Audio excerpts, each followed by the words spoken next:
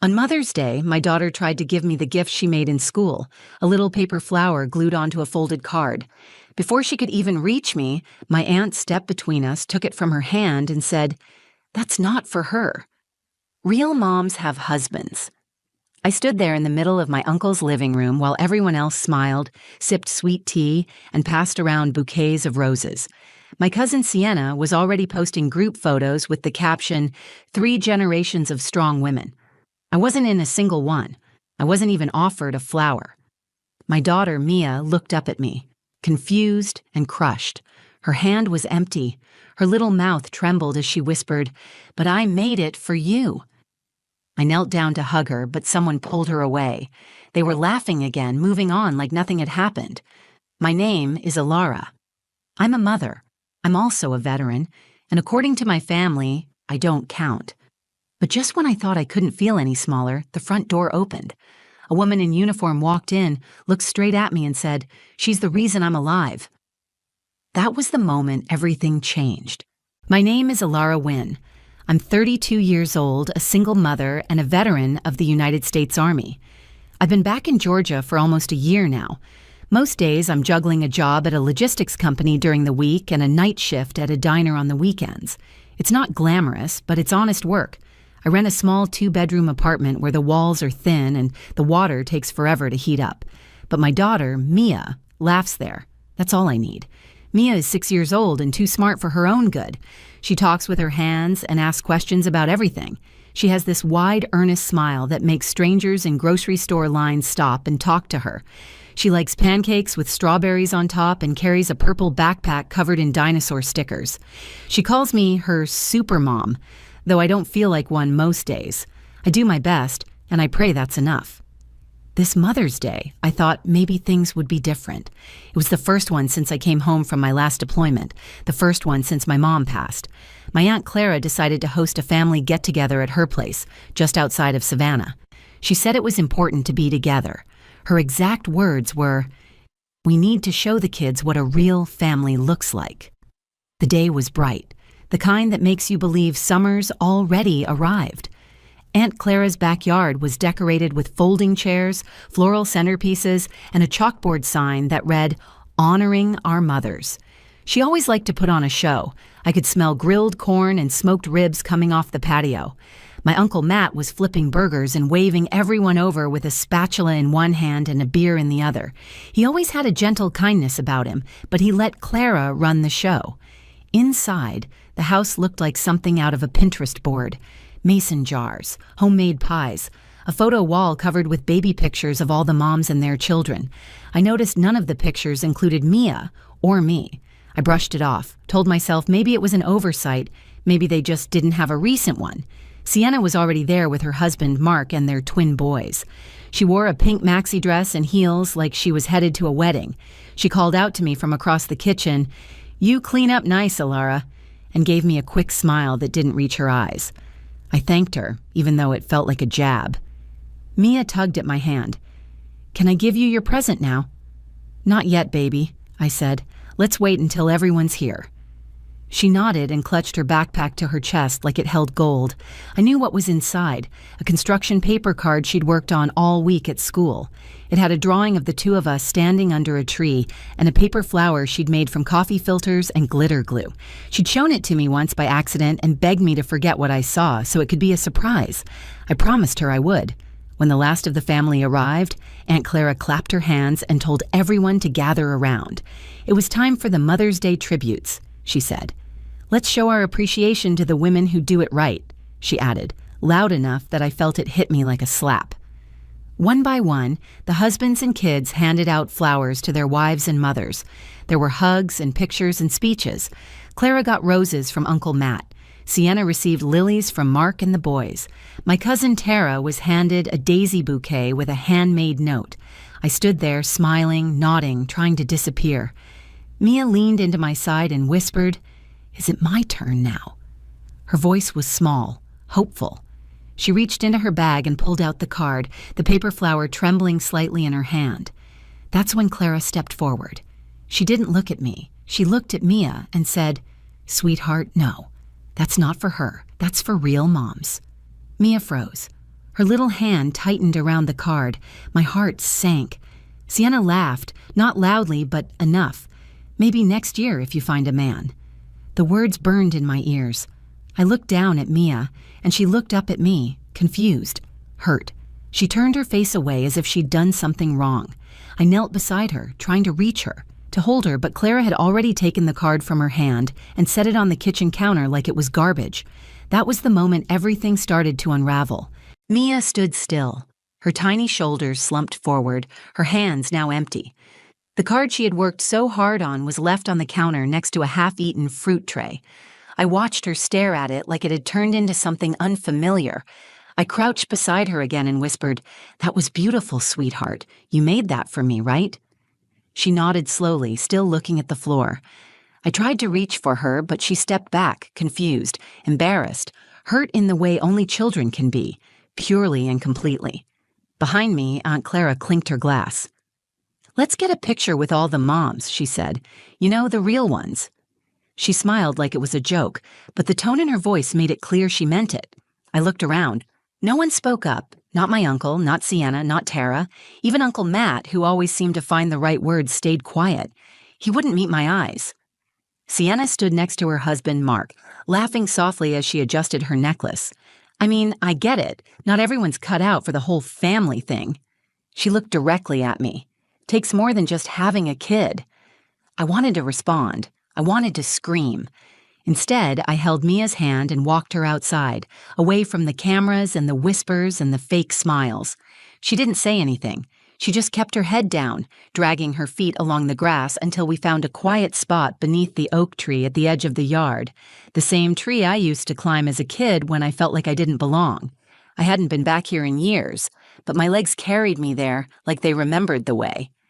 Mia sat in my lap, her fingers curled around the hem of my dress. "Why didn't they let me give it to you?" she asked. I held her tighter. "Because some people don't understand what a real mom is," I said. "But I do. And so do you." She looked up at me, her eyes shiny with tears. "You're my real mom."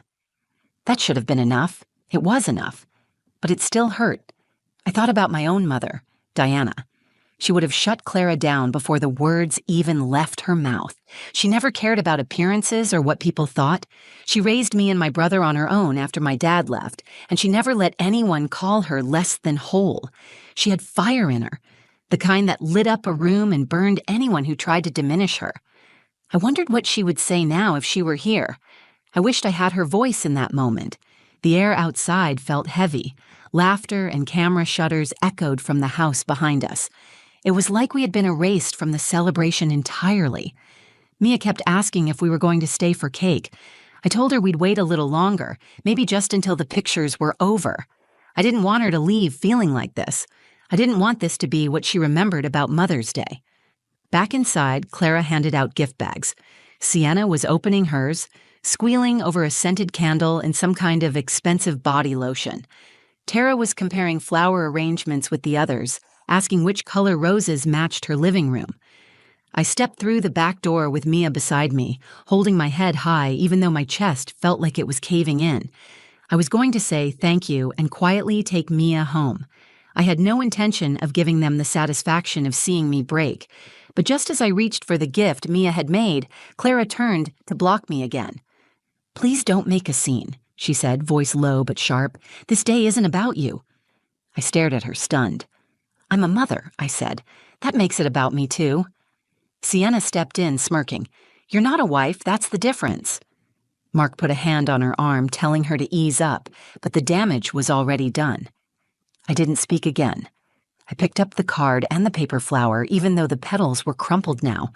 I told Mia to grab her backpack, and we headed for the front door. As I opened it, I felt a wave of shame and fury crash through me. Not because of what they said, but because I had let them say it without fighting back. I had stood there, silent, when I should have defended what Mia and I are, real, full, and whole, even if we don't fit into their mold. I was one step from the porch when a car pulled up, and that was when everything began to change. The front door creaked open as I stepped onto the porch with Mia's hand in mine. My heels hit the wood with a weight I hadn't felt earlier. I wanted to get her into the car, buckle her in, drive back to our little apartment, and pretend this day had never happened. I wanted to tell her stories until she smiled again. But more than anything, I wanted to stop feeling like I had done something wrong by simply being her mother. I took a deep breath and looked out across the driveway. That's when a dark blue sedan pulled up. I didn't recognize the car. It wasn't one of the families. It rolled in slowly, not rushing, like the person behind the wheel knew exactly where they were and exactly who they had come to see. The engine cut. The driver's side door opened and a woman stepped out. She was tall and steady, wearing a formal army dress uniform. The ribbons on her chest caught the sunlight. Her dark hair was buzzed close to the scalp. She looked to be in her late 20s. Her eyes scanned the yard until they landed on me. She didn't smile. She didn't hesitate. She walked straight toward us. I instinctively stepped in front of Mia, unsure of what was happening. I wasn't afraid, just startled. The woman stopped a few feet away and came to attention. Her voice was clear, strong and unwavering. "Sergeant Wynne?" I nodded slowly. She raised her hand in a crisp salute. "Private First Class Amanda Reyes. You pulled me out of that convoy on Highway 4 in Kabul. I've been trying to find you for months. Your commanding officer finally gave me a way to reach you." I felt the breath leave my body. I hadn't heard that name in nearly 2 years. I remembered the day clearly now, an ambush, chaos, smoke. I had dragged a young woman from a burning vehicle while bullets snapped through the air. I never saw her again. Amanda dropped the salute and stepped forward. "I heard you were back in Georgia. I didn't know if today was a good day, but when I saw your name on the guest list through a mutual contact, I had to come. I needed to say thank you. You didn't just save my life. You gave me a second chance." Mia peeked out from behind me. Amanda noticed and smiled for the first time. She crouched down to eye level and said, "You've got one strong mom, kiddo. Stronger than anyone I've ever met." Mia didn't say anything at first. She looked at me, then back at Amanda. "They said she's not a real mom." Amanda stood, squared her shoulders, and turned toward the house. She wasn't loud, but her voice carried. "She is more of a mother than anyone in that room." That was the moment everything shifted. I could see faces through the windows now. Aunt Clara frozen at the kitchen sink.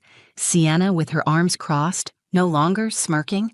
A few cousins stepping back from the door as if uncertain whether to come out or stay hidden. Amanda looked back at me. "They don't know what you've done, what you've carried. That convoy was full of people. Only 3 of us made it. You dragged me out with a dislocated shoulder and shrapnel in your leg. I thought I was going to die. You told me I wasn't. You stayed with me until medics arrived.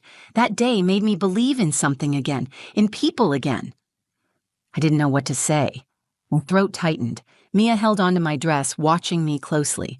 Amanda placed something in my hand, a folded piece of paper, her contact information, and a note. "You saved me. If you ever need anything, I will show up." She nodded once, then turned and walked back to her car. I stood there holding Mia, stunned by the weight of what had just happened. For the first time that day, I didn't feel small. I didn't feel ashamed. I felt seen. Mia pulled on my arm. "Can we go back inside now?" I looked at her, surprised. "Are you sure?" She nodded. "I want to show them my card." I took her hand, and together we stepped back through the front door. When Mia and I stepped back into the house, the noise had shifted. It wasn't loud anymore. The chatter had softened, like the energy had drained from the room. Everyone had seen Amanda. Everyone had heard what she said. For the first time all afternoon, no one looked directly at me. I held Mia's hand and walked to the kitchen where her card still sat. The flower edges crumpled and the glitter smudged. She picked it up carefully, like it was still new, and looked at me. I nodded. "Go ahead," I said. She turned to face the room. Her voice was small but steady. "This is for my mom. She's a real mom. She's my favorite person in the whole world." Mia walked over and handed it to me like it was something sacred. Her little fingers brushed mine, and she stood proudly in front of me. I could feel the eyes on us, Sienna's, Clara's, all of them, but I didn't look at them. I only looked at Mia. I knelt down to her level. "I love it. It's perfect. And I love you." I knew you would cry. she whispered. She was right. Behind me, chairs shifted. Someone cleared their throat. Tara mumbled something about needing a drink. Aunt Clara finally spoke. That woman didn't need to come here and embarrass everyone. I turned. She didn't embarrass anyone. She told the truth. Sienna stepped forward, arms still crossed, but her expression had changed. You were really in the army? I stared at her. Yes. I was deployed for 8 years. I've spent Mother's Days in tents, in bases, in sandstorms. I've held soldiers as they bled. I've written letters to mothers who never got to hold their kids again. And while I was doing that, I was missing Mia's first words, her first steps, her birthdays. I've carried the guilt of that every day. So when you tell me I'm not a real mom because I don't wear a ring, I want you to understand what you're saying. Because I gave everything I had to keep her safe. That's what mothers do. The room was silent. Uncle Matt stepped forward slowly. Alara, he said, voice quiet. I didn't know all of that. I should have asked. I should have said something earlier. You didn't have to know everything, I said. You just had to treat me like I mattered, like Mia mattered. Tara looked down. Sienna shifted her weight and muttered, I didn't mean it like that. But the words had no power. She knew it. I knew it. Aunt Clara tried again. You're right. We should have handled today better. I stood. It's not just today. It's every time I've come to one of these and been treated like I don't belong, like I made the wrong choice by not living your version of a family. Mia tugged at my hand. Mom, can we go home? I nodded and picked up the card she made, still holding it tight like it might fall apart again. But this time, it felt stronger in my hand. I turned one last time before walking out. I don't need flowers from people who don't see me. I just need my daughter. She's the only one who matters. We walked out the same front door we had almost left through before Amanda arrived, but something had changed. This time, I wasn't walking away in shame. I was walking away with my head up, with Mia at my side, with the truth spoken out loud and not buried under politeness or silence. When we got into the car, Mia asked if we could stop for ice cream. I said yes, of course we could. We rolled the windows down and I let her pick the music. She chose something cheerful and off-key, something that made her laugh so hard her whole face lit up. At a red light, I looked over at her. She was staring at the paper flower, holding it in her lap like a trophy. Did you have a good Mother's Day? She asked. I smiled. I did. It turned out better than I expected. Because in that moment, I realized something important. I didn't need my family to validate who I was. I didn't need their approval or their traditions or their limited definitions. All I needed was one child who knew exactly who her mother was. And I had her. We got home just before sunset. The light coming through the blinds painted long stripes across the living room floor. Mia kicked off her shoes and headed straight for her crayons, humming to herself like the weight of the day had already rolled off her shoulders. She was already moving forward. That's one of the things I admire most about her. She doesn't carry bitterness. She doesn't hold on to shame that isn't hers.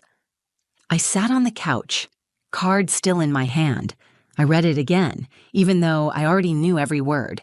She'd written in crooked, careful letters, "You are my real mom. You are my brave mom. You are my favorite." There was glitter in the folds. Some of it had rubbed onto my dress and I didn't brush it off. I thought about what Amanda said, about how I gave her a second chance. I had never seen it that way. I never saw myself as heroic or remarkable. Most of the time, I was just trying to survive, trying to be present, trying to prove, even to myself, that I could do this alone. But today, someone reminded me that I had already done more than enough. Someone who didn't owe me anything showed up and spoke the truth when no one else would. That meant more than any bouquet ever could. I didn't hear from Clara or Sienna for a while after that day. Eventually, I got a group text from Tara with a half-hearted apology from the family, something about emotions running high and misunderstandings. I didn't respond. Not out of anger, but because I didn't need to explain myself anymore. I had already spoken my truth. What they did with it was their choice. Mia brought her drawing over and climbed into my lap. She had drawn us again, this time in front of our apartment building, holding hands under a rainbow. She had added Amanda, too, standing nearby with her uniform and a big smile. "Do you think she'll come back one day?" she asked. Maybe, I said. But what she said today, that's going to stay with me forever. I tucked the card she made into the back of my journal. It wasn't just a paper flower anymore. It was a reminder that I didn't need a ceremony to be valid. I didn't need applause or staged photos or approval from people who never tried to understand me. I needed one voice, one moment of truth, and the quiet certainty of my daughter's love. That night, Mia fell asleep in my bed, curled up next to me with her arms wrapped around my arm like she was afraid I might leave. I stayed still, listening to her breathing, feeling the slow, steady rhythm of a life I was building one small moment at a time. Motherhood doesn't always look like what people expect. It doesn't always come wrapped in rings or framed in photo albums. Sometimes it shows up in night shifts, in letters you never send, in bruises you hide, in the way you teach your child to speak with kindness when the world is anything but kind. Being a mother means showing up, and I have never stopped showing up.